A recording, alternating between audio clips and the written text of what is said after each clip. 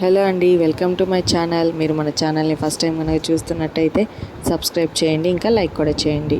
ఈరోజు మనం chicken egg fry ఎలా తయారు చేసుకోవాలో చూద్దాం. ఫస్ట్ ఒక బాండీ పెట్టుకొని బాండీలో ఆయిల్ వేసుకున్న తర్వాత చెక్క, లవంగా, యాలకులు వేసుకోవాలి. ఆ తర్వాత పెద్దుల్లిపాయ పేస్ట్, పచ్చిమిరపకాయలు వేసి అవి కొంచెం వేగిన తర్వాత చికెన్ వేసుకోవాలి. ఆ తర్వాత అందులో పసుపు, ఉప్పు కూడా వేసుకొని అవి బాగా మగ్గనివ్వాలి.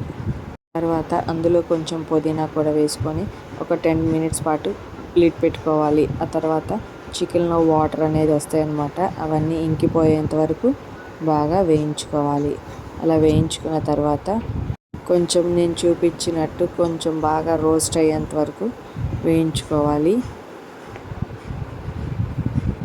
ఆ తర్వాత నేను ఇక్కడ ఒక 4 ఎగ్స్ అయితే తీసుకున్నాను. మీకు 4 కాకుండా ఒక 3 కానీ ఎన్ని కావాలంటే అన్నైనా వేసుకోవచ్చు. ఇక నేనైతే ఒక 4 ఎగ్స్ అయితే వేసుకుంటున్నాను.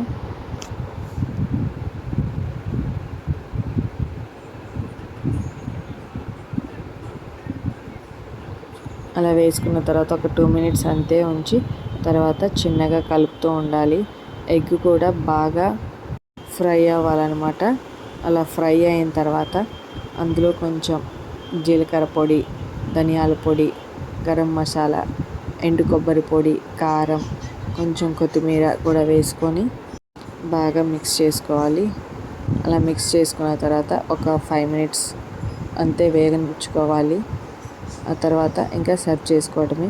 దీన్ని చపాతీలో కానీ రైస్లో కానీ సర్వ్ చేసుకుంటే టేస్ట్ అయితే చాలా బాగుంటుంది. ఒకసారి ట్రై చేసి కామెంట్ చేయండి.